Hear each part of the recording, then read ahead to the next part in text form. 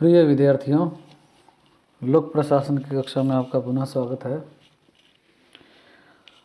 हम लोग केंद्रीय सचिवालय के बारे में पढ़ रहे थे। इसके तहत हम लोगों ने केंद्रीय सचिवालय का क्या अर्थ है, उसकी क्या संरचना है और केंद्रीय सचिवालय की क्या भूमिका है, इसके बारे में पढ़ लिया था।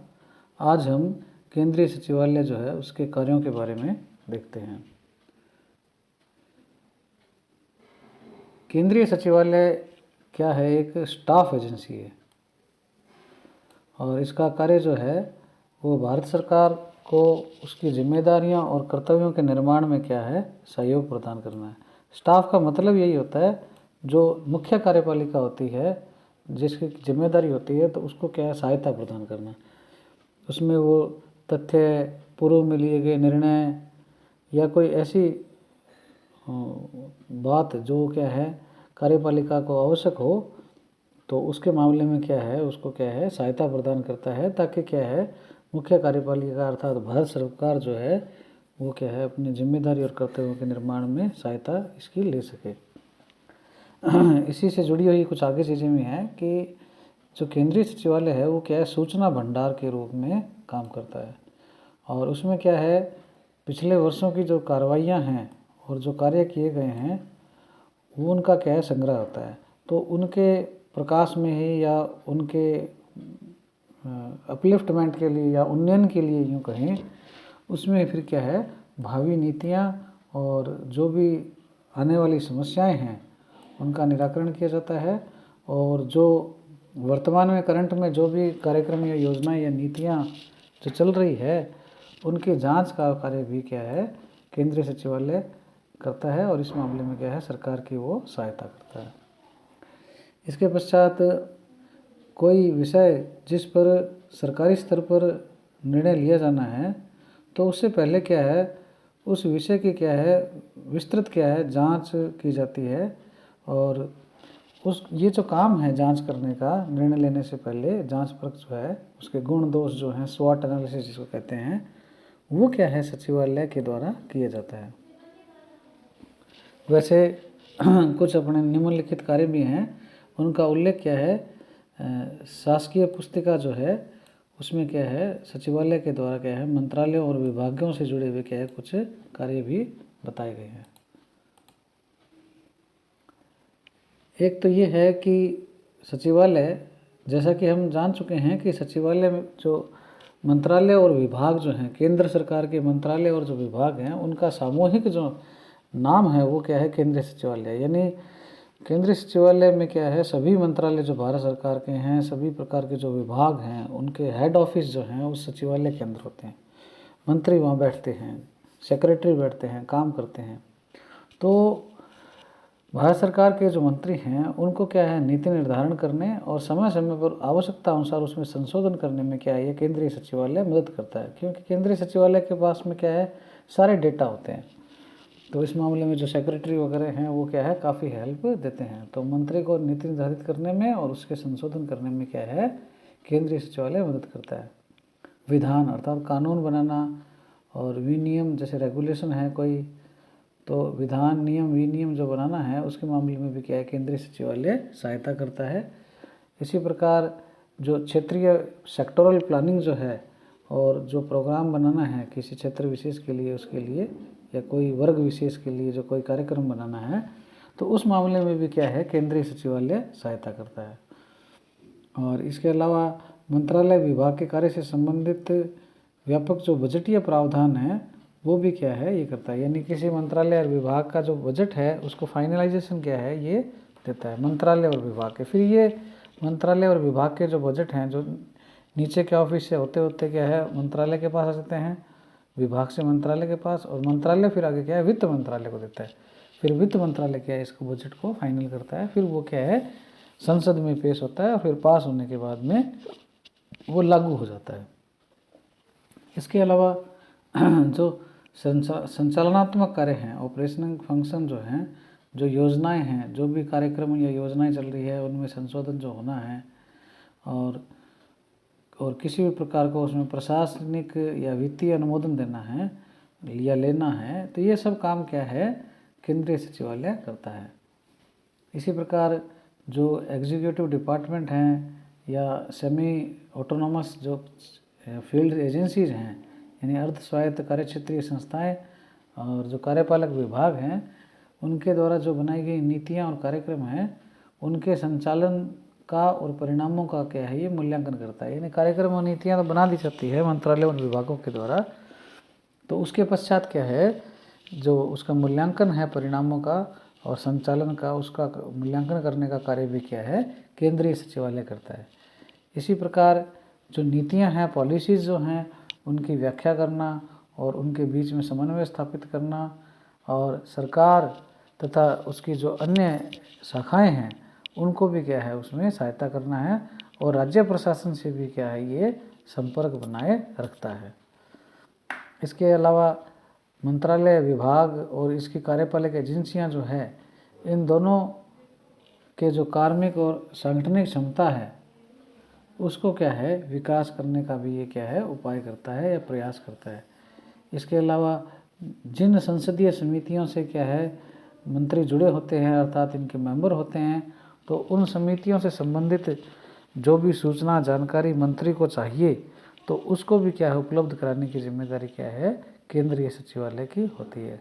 तो इस प्रकार से केंद्रीय सचिवालय जो है नीति निर्माण में, कार्यक्रम निर्माण में, उसके मूल्यांकन में, उसके क्रियान्वयन में और अन्य अनेक जो कार्य हैं, कोऑर्डिनेशन से संबंधित, राज्य सरकार से संबंधित जिनसे क्या संपर्क बनाने का काम जो है, ये सारे प्रकार के काम क्या है, केंद्रीय सचिवालय क्या है, संपन्न करता है।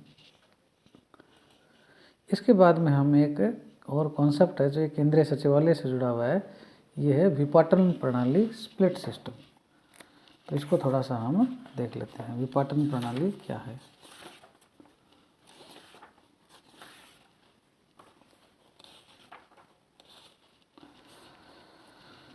विपाटन प्रणाली क्या है, मतलब भारत में क्या है, नीति निर्माण और नीति का क्रियान्वयन दो चीज़ें हैं, मतलब ये पॉलिसी से जुड़ा हुआ है कॉन्सेप्ट है। यानी एक तो क्या है, नीति का या कार्यक्रम का निर्माण करना, और दूसरा क्या है, नीति या कार्यक्रम का क्रियान्वयन करना। तो भारत में जो सचिवालय व्यवस्था है ये क्या है, विपाटन प्रणाली पर क्या आधारित है, और इसमें क्या किया गया है कि नीति निर्धारण के कार्य को नीति क्रियान्वयन के कार्य से क्या है, अलग किया गया है।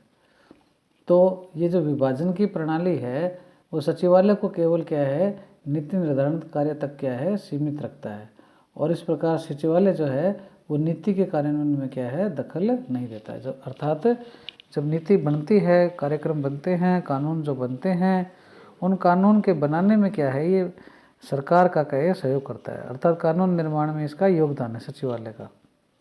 जबकि वो कार्यक्रम या नीतियां जो बन गई हैं उनका क्रियान्वयन की जो जिम्मेदारी है वो क्या है, कार्यपालक एजेंसियां हैं, जिनको हम आम तौर पर क्या है मतलब निदेशालय कह देते हैं, आयुक्तालय कह देते हैं, बोर्ड कह देते हैं।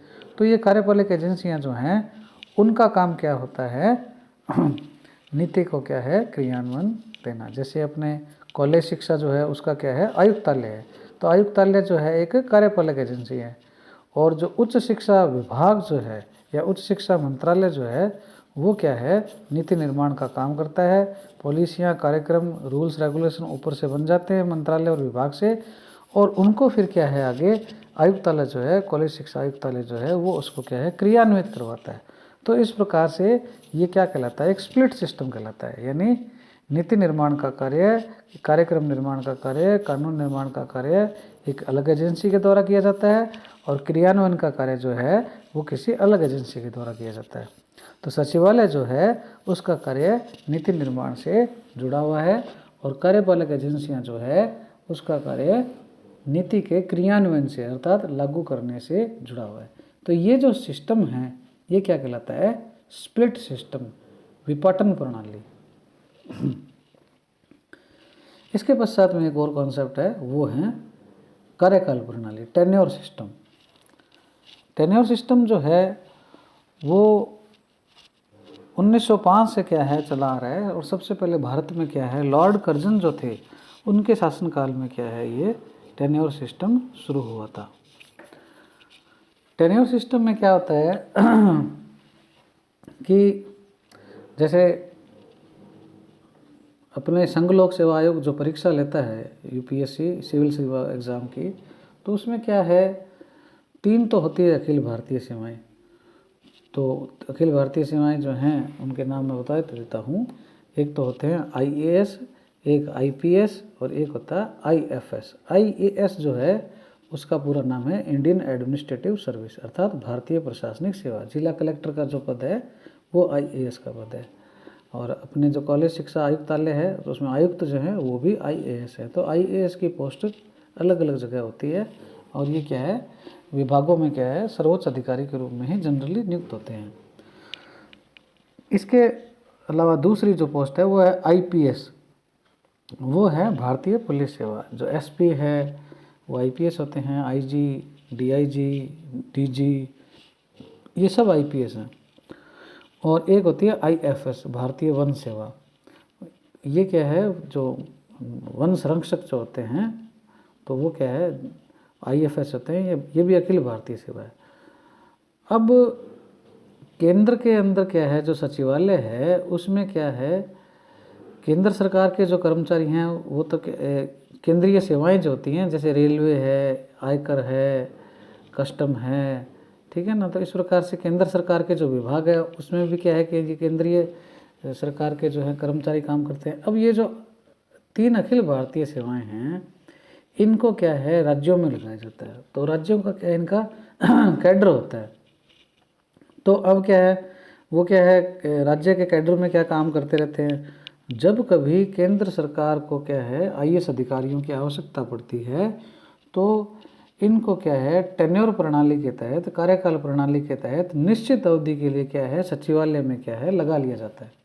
यानी राज्य में तो ये काम कर रहे हैं, राज्य का कैडर इनका है, ठीक है ना। अखिल भारतीय सेवाएं जो हैं, अपने आईएएस की बात करते हैं, तो इन आईएएस को फिर क्या करते हैं, सचिवालय में या मंत्रालय में या विभाग में क्या है, इनको लगा दिया जाता है निश्चित अवधि के लिए। तो जब वो अवधि समाप्त हो जाती है उसके बाद इनको क्या है, वापिस अपने मूल विभाग में या मूल कैडर में क्या है, जाना पड़ता है। तो ये जो प्रक्रिया है ये कहलाती है अवधि प्रणाली या कार्यकाल प्रणाली भी इसको कहते हैं। जैसे इसमें क्या लिखा हुआ है, सचिवालय में उन पदों को श्रेष्ठ माना गया है जो अधिकारियों द्वारा बनाए गए नियमानुसार राज्यों से कुछ विशिष्ट समय के लिए आते हैं और अपने कार्यकाल की समाप्ति के बाद में राज्य या सेवाओं में क्या है, फिर वो वापस चले जाते हैं। सरकारी शब्दावली में से क्या है, कार्यकाल प्रणाली कहते हैं। इस प्रकार कार्यकाल प्रणाली के अंतर्गत प्रतिनियुक्त प्रत्येक कर्मचारी या अधिकारी केंद्रीय सचिवालय में निर्धारित अवधि के लिए कार्य करता है, जिनका सचिवालय में क्या है, अलग अलग पदक्रम का मतलब अलग अलग जो है टाइम है वो बना होता है। कोई 5 साल के लिए आता है, कोई 4 साल के लिए आता है, कोई 3 साल के लिए आता है। तो अलग अलग अधिकारी का जो कैडर है उसके हिसाब से क्या है, पोस्ट के हिसाब से क्या है, इनको भेजा जाता है। एक आती है इसमें नया कॉन्सेप्ट है, वो है डेस्क ऑफिसर प्रणाली। डेस्क ऑफिसर प्रणाली में क्या होता है कि किसी मंत्रालय के सबसे निचले स्तर के कार्यों को क्या है, अलग अलग डेस्कों में क्या है, व्यवस्थित किया जाता है। डेस्क का मतलब काम जो है, जैसे मान लो कोई कार्य है तो उसमें क्या है, कुछ चीज़ें ऐसी होती है कि वो एक अलग सेक्शन बन जाता है और उसको क्या है, एक आदमी उस काम को सल्टाता है। मतलब बड़ी योजना या कार्यक्रम है तो उसके कुछ पार्ट होते हैं, तो उन पार्टों अलग अलग भाग कर दिए जाते हैं कामों के, तो वो क्या है, अलग अलग डेस्कों के द्वारा संपन्न किया जाता है। और प्रत्येक डेस्क जो होता है उसमें 2 अधिकारी, अर्थात एक अपर सचिव और एक क्या है, अनुभाग अधिकारी, या एक अनुभाग अधिकारी और एक सहायक अनुभाग अधिकारी या 2 अनुभाग अधिकारियों को क्या है, पदस्थ किया जाता है। ये क्या है, हम लोग पहले पढ़ चुके हैं संरचना के अंतर्गत, सेक्शन ऑफिसर, उप सचिव, सहायक सचिव, अवर सचिव, संयुक्त सचिव। तो ये क्या है, इस प्रकार से क्या है, ये 2 प्रकार के कोई भी अधिकारी क्या लेकर इनको क्या है, डेस्क बनाया जाता है। प्रत्येक अधिकारी जो होता है डेस्क का, प्रत्येक अधिकारी जो है वो डेस्क अधिकारी कहलाता है, जिसकी सहायता के लिए क्या है, आशुलिपिक यानी स्टेनो होते हैं और लिपिक होते हैं, ठीक है। और डेस्क अधिकारी मामलों को स्वयं निपटाता है तथा नीति से जुड़े महत्वपूर्ण मामलों के निपटान के लिए क्या है, सूचना अधिकारियों को प्रस्तुत करता है। एक्चुअल में क्या है, ये डेस्क ऑफिसर प्रणाली जो है ये काम के त्वरित निपटान के लिए क्या है, सचिवालय में शुरू की है और काम को क्या खंडों में बांट कर क्या है, फटाफट इनको क्या है, सल्टाया जाता है। और बहुत महत्वपूर्ण मामले जो होते हैं उनको ही क्या आगे के अधिकारियों तक पहुंचाया जाता है और जल्दी से काम के निपटान के लिए बनाई गई है। तो ये है डेस्क ऑफिसर प्रणाली। इसके पश्चात कुछ ये अभ्यास प्रश्न है जो आप हम लोगों ने ये पढ़ा है, कंटेंट उससे रिलेटेड है। सचिवालय की संरचना, सचिवालय के कार्यों का वर्णन, सचिवालय की भूमिका, विपठन प्रणाली क्या है, कार्यकाल प्रणाली क्या है, डेस्क ऑफिसर प्रणाली क्या है। इसके बाद हम अगला जो टॉपिक है वो मंत्रिमंडल सचिवालय जो है, कैबिनेट सचिवालय है, उसको प्रारंभ करेंगे।